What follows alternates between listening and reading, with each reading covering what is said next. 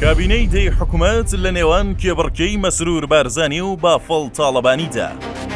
بافڵ تاڵەبانی ئێستا بە کاتی تۆڵە دەزانێت. ئایا هەڵوێستی شاسوار عەبدولواحید یەکلاکەرەوە دەبێت؟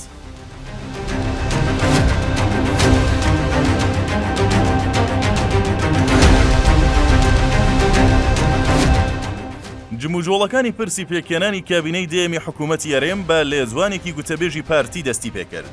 کاتێک باسی لە پێکێنانی لیژنەیەکی باڵا کرد بۆ سەردانی لایەنەکان و هەوڵی پێکێنانی حکوومەتەکەی مەسرور بارزانی. پارتی لە ئێستاوە لەسەر پێ و کاندید و وەزیر و بەرپرس و دەسەڵاتدارەکانی ساز و ئامادە کردووە. وەکو براوەی هەڵبژاردن، چاوەڕێیە لایەنە دەرچووەکان و بە تایبەت یەکێتی نیشتمانی کوردستان بەدەم داواکاریەکەیەوە بێن و بە ئاسانی کابینەکە پێک بهێنن کە ئەمەش نزیکە لە ئەستەم، چونکە ئەوەندەی دیوی ناکۆکیەکان دیارن نیوهێندە دیوی نزیکایەتی و هاوڕایی لە نێوانیاندا دیار نییە. یەکێتی نیشتمانی کوردستان بە سەرۆکایەتی بافڵ تاڵەبانی پێی لە زەوی گیر کردووە و دەیەوێت بە سوودبینین لە نەتوانینی پارتی بۆ ئامادەکردنی نیساب و 50-1 تۆڵەی هەموو ئەو کاتانە بکاتەوە کە پێی وا بووە پارتی و مەسرور بارزانی بە تایبەت غەدری لێ دەکەن و دەیانەوێت بەرکەناری بکەن. بافڵ تاڵەبانی بەو پەڕی لەسەر خۆیی دەست بۆ پرسەکە دەبات و لە کۆبوونەوەی مەکتەبی سیاسی حیزبەکەیدا گوتوویەتی پرسی پێکێنانی حکوومەت خۆم مشوری دەخۆم و ئێوە کارتان بەسەرەوە نەبێت و سەرقاڵی کاروباری خۆتان بن. بەپێی زانیاریەکانی تیوار، بافڵ تاڵەبانی بەنیازە پێکێنانی کابینەکە پەک بخات تا کاتی ئەنجامدانی هەڵبژاردننی پەرلەمانی عێراق. بەو جۆرە هەردوو پاکێجی بەغداد و هەولێر بکاتە یەک پاکێج و بە یەک دەست و لە یەک فایلدا بیخاتە سەر مێزەکەی مەسرور بارزانی.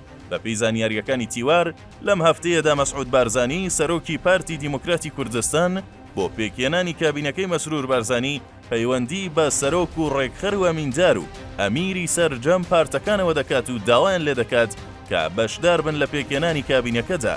هەرچەندە لە ئێستاوە هەر یەکە لە یەکگرتو و هەڵوێستی عەلی حەمە ساڵح ڕایان گەیاندووە بەشدار نابن. هەریەکە لە پارتی و یەکێتی لە ئێستادا گرێویان لەسەر بەدەستێنانی دڵی شاسوار عەبدولواحیدە کە نازانرێت بەشداری لە حکوومەتدا دەکات یاخود هەروەکو خۆی بە ئۆپۆزۆسیۆنی دەمێنێتەوە. هەرچەندە سەرۆکینەوەی نوێ لە کاتی هەڵمەتەکانی هەڵبژاردندا بانگەشەی ئەوەی دەکرد کە دەبێتە سەرۆکی حکوومەت، بەڵام هێشتا نازانرێت ئۆفەرەکانی دوو پارتە گەورەکە پلانەکانی بە چه ئاراستەیەکدا دەبن. لەگەڵەوەشدا بەشداریکردنینەوەی نێ لە حکوومەتدا بەواتەی ڕووخاندنی پلانەکانی بافڵ تاڵەبانی و کۆتایی پێهێنانی گوشارەکانیەتی لەسەر مەسرور بارزانی.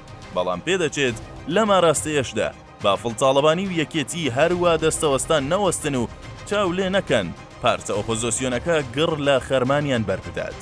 کۆنسوڵ و نێردەی وڵاتانی ئەمریکا، بەریتانیا، فەرەنسا و ئەڵمانیا لەم هەفتەیەدا هەڵمەتێکی گەڕان و سەردانیکردنی لایەنەبراوەکانیان دەست پێکرد بە ئامانجی ڕازیکردنیان تا بە زووترین کات حکوومەت پێک بهێن و لەسەر جەم کۆبوونەوەکانیش تەنها گوتوویانە خوازیارین زوو کابینەکە دەدایک بێت، چونکە دۆخی هەستیاری ناوچەکە ناخوازێت ناکۆکیەکان ڕێگر بن لەو پرسە و ئەوە سیاسەتێکی مەترسیدارە.